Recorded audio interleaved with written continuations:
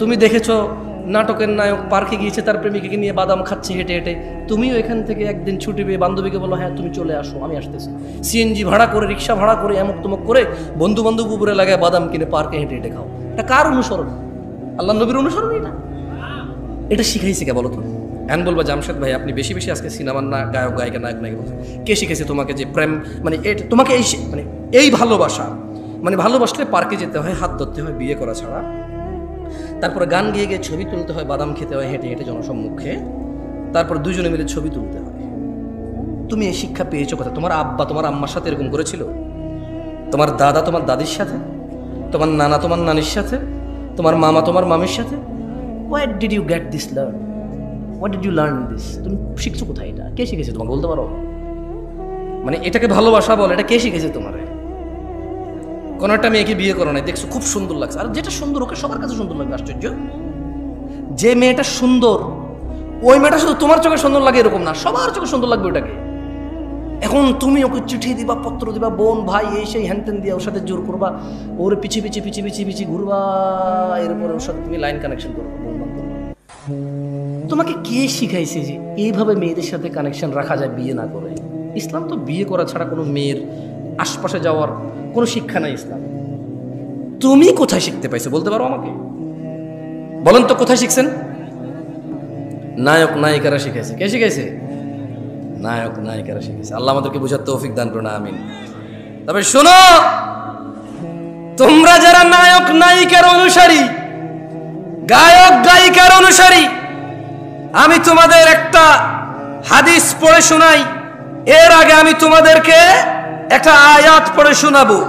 আল্লাহ বলছেন মাইয়ুতির রাসূল, যে রাসূলের অনুসরণ করে, রাসূল যেভাবে ভালোবাসে সাল্লাল্লাহু আলাইহি ওয়াসাল্লাম, রাসূল যেভাবে ঘৃণা করে সাল্লাল্লাহু আলাইহি ওয়াসাল্লাম, তিনি সাল্লাল্লাহু আলাইহি ওয়াসাল্লামের যে অনুসরণ করে ফাকাদ আতা আল্লাহ,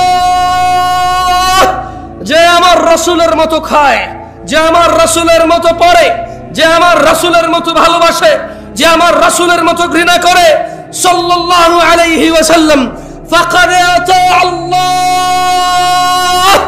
আল্লাহ নিজে বলছে যে সে আল্লাহর ইবাদত করে। ওয়ামান তাওয়াল্লা, আর যদি কেউ রাসূলের অনুসরণ থেকে মুখ ফিরিয়ে নেয়, ওর নায়কের মতো দেখতে হবে শেভ করে, ওর গায়কের মতো দেখতে হবে শেভ করে, ওর চুল এমনি এমনি কাটবে, অমুক খেলোয়াড়ের মতো দেখতে হবে। আল্লাহ বলছে যে ওয়ামান তাওয়াল্লা, যে রাসূলের অনুসরণ করে না, ফামা আরসালনাকা আলাইহিম হাফিযা, ইয়া রাসূলুল্লাহ আমি আপনাকে এই সুন্নত বিরোধী লোকগুলোর তত্ত্বাবধায়ক করে পাঠাইনি। দিন হচ্ছে আল্লাহর কাছে একমাত্র ইসলাম। তাহলে দিন কি? এটাও কোরআনুল কারীমে আল্লাহ বলছেন ওয়ামা আতাকুমুর রাসূল, যা রাসূল দিয়েছে ফাখুযুহু, যত কিছু তোমার রাসূল আমার রাসূল দিয়েছেন ফাখুযুহু, তা সব নিয়ে নাও। ওয়ামা নাহাকুম আনহু, যত কিছু থেকে নিষেধ করেছে ফান্তাহু, তা থেকে তোমরা বিরত হও। ওয়াত্তাকুল্লাহ ইয়া নাস, তোমরা আল্লাহর তাকওয়া অবলম্বন করো। ইন্নাল্লাহা শাদীদুল ইকাব, নিশ্চয়ই আল্লাহ শাস্তি দানে অনেক কঠোর। দিনী ভাইরা, রাসূল সাল্লাল্লাহু আলাইহি সাল্লাম কি দিয়েছে বলতে পারেন কেউ? অনেক কিছু দিয়েছে। কতটুকু আমি একটু পড়ে শোনাবো আপনাকে, একটা হাদিস শোনাবো। দেখেন, আব্দুল্লাহ ইবনে মাসউদ রাদিয়াল্লাহু আনহু قال, আব্দুল্লাহ ইবনে মাসউদ রাদিয়াল্লাহু আনহু থেকে বর্ণিত, তিনি বলেন قال রাসূলুল্লাহ সাল্লাল্লাহু আলাইহি ওয়াসাল্লাম, আল্লাহ রাসূল সাল্লাল্লাহু আলাইহি ওয়াসাল্লাম বলেছেন ইন্নাহু লাইসা শাইউন ইউকাররিবুকুম ইলাল জান্নাহ ইল্লা ক্বাদ আমারতুকুম বিহি। আব্দুল্লাহ ইবনে মাসউদ বলতেছেন রাদিয়াল্লাহু আনহু যে আল্লাহ নবী সাল্লাল্লাহু আলাইহি ওয়াসাল্লাম বলছে যে নিশ্চয়ই এমন সকল কিছু যা তোমাদের ইউকাররিবুকুম ইলাল জান্নাহ, যা তোমাদের জান্নাতের নিকটবর্তী করে, ইল্লা ক্বাদ আমারতুকুম বিহি, কোনো কিছু আমি নির্দেশ দেওয়া থেকে বিরত হইনি। কোনো কিছু এমন যত কিছু আছে তোমাকে জান্নাতের নিকটবর্তী করবে, আমি সব কিছুর আদেশ করেছি। ইন্নাহু লাইসা ইউকাররিবুকুম ইলাল জান্নাহ ইল্লা ক্বাদ আমারতুকুম বিহি ওয়া লাইসা শাইউন ইউকাররিবুকুম ইলান নার ওয়া লাইসা শাইউন ইউকাররিবুকুম ইলাল জাহান্নাম ওয়া লাইসা শাইউন ইউকাররিবুকুম ইলান নার। আর এমন কিছু নেই যা তোমাদের জাহান্নামের নিকটবর্তী করে, ইল্লা ক্বাদ নাহাইতুকুম আন, যা থেকে আমি তোমাদের নিষেধ করি নাই। সুবহানাল্লাহ। আল্লাহর নবী বলছে যে এমন সব কিছু আমি তোমাকে বলেছি যা জান্নাতের কাছে নিয়ে যায়, এমন সব থেকে তোমাকে বারণ করেছি যা তোমাকে জাহান্নামের কাছে নিয়ে যায়। দিনী ভাইয়েরা, ইসলাম, আমি একটু আগে বলেছি উপস্থিত শ্রোতাদের মধ্যে অনেকেই ফজর আর ইশা পড়িনি আমরা। এটা বিচিত্র নয়, আপনি ভাবছেন আমি অবাক হব এটাতে। আমি অবাক নই, কারণ আবু হুরায়রা রাদিয়াল্লাহু আনহু قال, আবু হুরায়রা রাদিয়াল্লাহু আনহু বলছেন, ওনার থেকে বর্ণিত, قال রাসূলুল্লাহ সাল্লাল্লাহু আলাইহি ওয়াসাল্লাম, আল্লাহর নবী সাল্লাল্লাহু আলাইহি ওয়াসাল্লাম বলেছেন, বাদা আল ইসলামু গরীবা, ইসলামের সূচনা হয়েছিল অপরিচিত অবস্থায়, ওয়া সায়াউদু কামা বাদা গরীবা, অচিরেই তা শুরুর মতো অপরিচিত অবস্থায় ফিরে যাবে। ফাতুবা লিল গুরাবা, সুতরাং এরূপ অপরিচিত অবস্থায় সঠিক ইসলামের উপর যারা টিকে থাকবে, ফাতুবা লিল গুরাবা, সুসংবাদ, সুসংবাদ তাদের জন্য, সুসংবাদ, খুশি হও তোমরা যারা এই কঠিন থেকে কঠিন সময়ে অপরিচিত অবস্থায়ও যারা ইসলামের উপর টিকে থাকার চেষ্টা করবে। আল্লাহর নবী বলছে, ফাতুবা লিল গুরাবা, সুসংবাদ তাদের জন্য যারা এরূপ অবস্থায় ইসলামের উপর টিকে থাকবে। আপনারা কারা কারা আল্লাহর ভালোবাসা পেতে চান? আসলে আল্লাহর ভালোবাসা পেতে চান? তাহলে টাকনুন নিচে প্যান্ট পরে আর দাড়ি শেভ করে নামাজ মিস করে হবে না, নামান। আল্লাহ বলছেন, কুল, ও মুহাম্মদ সাল্লাল্লাহু আলাইহি ওয়াসাল্লাম, আল্লাহ বলছেন যে কুল, আপনি বলেন, ইন কুনতুম তুহিব্বুনাল্লাহ, যদি তোমরা আল্লাহকে ভালোবাসো। আমরা কি আল্লাহকে ভালোবাসি? ভালোবাসি আল্লাহকে, জান্নাতের মালিককে ভালোবাসি, বিচার দিনের মালিককে ভালোবাসি, জাহান্নাম থেকে উদ্ধারকারীকে ভালোবাসি আমরা। তো আল্লাহ বলছে যে কুল, আপনি বলে দেন, ইন কুনতুম তুহিব্বুনাল্লাহ, যদি তোমরা আল্লাহকে ভালোবাসো, এই দাবি করো, ফাত্তাবিউনি, ও মুহাম্মদ সাল্লাল্লাহু আলাইহি ওয়াসাল্লাম, আপনি বলে দিন যে তাইলে আমি মুহাম্মদের অনুসরণ করো। কার অনুসরণ করতে? কার? দাড়ি কেটে ওনার অনুসরণ হবে? টাকনুন নিচে প্যান্ট পরে ওনার অনুসরণ হবে? দাঁড়িয়ে দাঁড়িয়ে চায়ের কাপ বাম হাতে খেয়ে ওনার অনুসরণ হবে? ডান পা দিয়ে টয়লেটে গেলে ওনার অনুসরণ হবে? ঘরে সালাম না দিয়ে ঢুকে গেলে ওনার অনুসরণ হবে?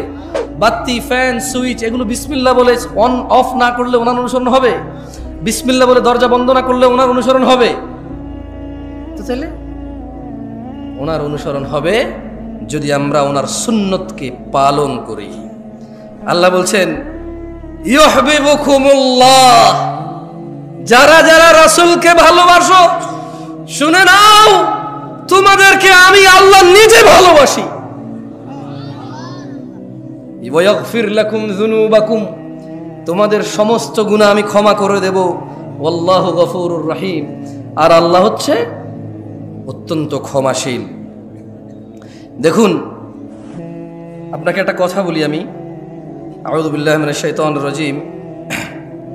সেটা হচ্ছে, আজকে উপস্থিত যারা বেনামাজি, নামাজ ত্যাগ করেছেন, যারা উপস্থিত আছেন, কারো বয়স 40 বছর, কারো বয়স 30 বছর, কারো বয়স, আচ্ছা একটু 25 বছরের কম যারা, তারা একটু উঠে দাঁড়াও তো।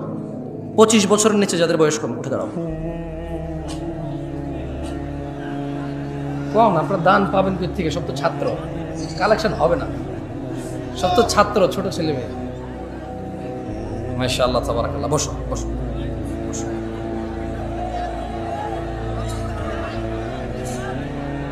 অনেক কথা জমছে, দেখছেন কিভাবে বলতেছে না? বলুক বলুক, বলতে দেন। অনেকক্ষণ চুপ, এতক্ষণ বাঙালি চুপ থাকে, কি বলে? যাই হোক, ছোট ভাইরা আমার, আমি অনেক দূর থেকে আসছি, তোমাদের থেকে আমি ওয়াদা নিব না। আমি ওয়াদা নেব না। কেন নেব না? কারণ আল্লাহ নবী সাল্লাল্লাহু আলাইহি ওয়াসাল্লাম বলছেন যে বাইনানা ওয়া বাইনাল মুনাফিকিনা শুহুদুল ইশা ওয়াস সুবহ। মুনাফিকদের আর মুসলমানদের মধ্যে পার্থক্য হচ্ছে ঈশা এবং ফজরের নামাজে উপস্থিত হওয়া। মুনাফিকরা উপস্থিত হতে পারে না। আমাদের মধ্যে বহু মানুষ ফজর আর ঈশাই পড়ি নাই। সো আমি আর নতুন করে যে মুনাফিকের 3টি আলামত, ওয়াদা করলে খেলাফ করে, তোমাদের থেকে নতুন করে ওয়াদা নিয়ে তোমাদের উপর আমি জিম্মেদারি চাপাই দেব না। তবে আমি কি তোমাদের কিছু অনুরোধ করতে পারি? তোমরা কি অনুরোধটুকু রাখবা? ভাই আমার, আজকের পর থেকে, এখনের পর থেকে এখান থেকে যাবা, বাসায় যাবা, সোজা গিয়ে ওযু করবা, সোজা গিয়ে ওযু করবা। ওযু করে ঈশার 4 রাকাত সালাত আদায় করে ফেলবা। কয় রাকাত? এই 4 রাকাত পড়া ছাড়া ঘুমায়ও না। এবং আজকের পর থেকে তুমি ফজরের 2 রাকাত ফরজ, জোহরের 4 রাকাত ফরজ, আসরের 4 রাকাত ফরজ, তারপরে মাগরিবের 3 রাকাত ফরজ, ঈশার 4 রাকাত ফরজ। আজকের এই মুহূর্ত থেকে তুমি, তোমার বাপ মা মরে যাক, পৃথিবীতে ঘূর্ণিঝড় সিডর হয়ে যাক, পৃথিবী উল্টে যাক, একদিক ভেসে যাক, আরেক দিক ভেঙে যাক, যুদ্ধে সবচা সারখার ধ্বংস হয়ে যাক, রাজনীতির দলাদলি মারামারিতে সারা পৃথিবী রক্তাক্ত হয়ে যাক, আজকের এই মুহূর্ত থেকে তুমি কোনোদিন এই 17 রাকাত নামাজ ত্যাগ করিও না। তাহলে প্রশ্ন, জামশেদ ভাই, আমার 20 বছর বয়স, 10 বছরের সলাৎ ফরজ। জামশেদ ভাই, আমার 25 বছর বয়স, 10 বছরের সলাৎ ফরজ। জামশেদ ছোট ভাই, আমার 40 বছর বয়স, 10 বছরের সলাৎ ফরজ। বাবা জামশেদ, ভাতিজা, আমার 50-55 বছর বয়স, সলাৎ 10 বছরে ফরজ। এই যে আমার 15 বছর, 20 বছর, 30 বছর, 40 বছর নামাজ আদায় করিনি, এর কি হবে? এর কি হবে? আমি এর কোরআন থেকে সমাধান দিয়ে চলে যাচ্ছি, তুমি সমাধান নিয়ে নাও। ওকে? ইনশাআল্লাহ, ইনশাআল্লাহ। এই যে তোমার 50 বছরের অপরাধ, তোমার 40 বছরের অপরাধের কি হবে, এটা আমি বলে দিয়ে বিদায় নিয়ে চলে যাব। এরপর তুমি সিদ্ধান্ত নিবা আজকে তোমার 50 বছরের গুনাহকে কি করবা। তুমি সিদ্ধান্ত নিবা আগামীকাল তুমি মুসলিম হয়ে বসবাস করবা নাকি অমুসলিম হয়ে বসবাস করবা, মুশরিক মুনাফিক বেঈমান হয়ে মৃত্যুবরণ করবা নাকি মুসলমান হয়ে মৃত্যুবরণ করবা। এটা তোমার সিদ্ধান্ত হবে। শোনো, যার যা অপরাধ আছে, অপরাধের ধরন আমি বলতেছি না, কারণ আল্লাহ অপরাধের ধরন বলে নাই। আল্লাহ বলছে ইল্লা মান তাব, অতঃপর যে তার যাবতীয়, যত বড় হোক, যত ছোট হোক, যত জঘন্য হোক, যত নিকৃষ্ট হোক, যত বর্বর হোক, ইল্লা মান তাব। বোনরা আমার, মনোযোগ দিয়ে শুনবেন, ভাই আমার, সূরা ফুরকানের 70 নম্বর আয়াতে আপনার 50 বছরের গুনাহের সমাধান আছে।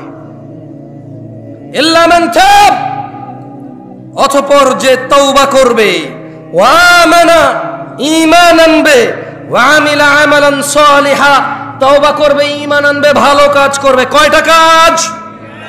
প্রথম, জোরে বলেন, প্রথম, পরে, এরপর তওবা করবে, ঈমান আনবে, ভালো কাজ করবে।